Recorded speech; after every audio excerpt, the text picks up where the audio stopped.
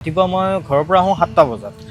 7টাৰ পৰা ৰাতি 8টা 8:30 বজালৈ মই অটোখন চলাওঁ আৰু এই ভৰিখনৰ লগতে মই এইখনৰ পৰা ইমান মই এটা মানে সুবিধা মোৰ ইমান নহয় কাৰণ এইটো এটা লগোৱা ভৰিহে।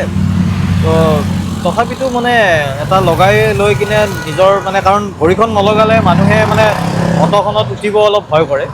তো সেইকাৰণে মই লগাই লোৱাৰ ফলত মানে ইমান গম নাপায়। আৰু মোৰ যিখিনি ভাড়া এইখিনি মোৰ একচুৱেলি ৰাস্তাৰ ভাড়া মই নামাৰোঁ। মোৰ কিছুমান প্ৰাইভেট মানে যিখিনি মানুহে মোক ভালদৰে জানে যেনে তেওঁলোকে মোক মানে বিচাৰে তো সেই মানুহখিনিৰ মাজত মই চলাচলটো কৰি থাকোঁ। হয়। আপোনাক যদি এটা সুধোঁ আপোনাৰ দিনটোৰ উপাৰ্জন কেনেকুৱা হিচাপত হয় কেনেকুৱা?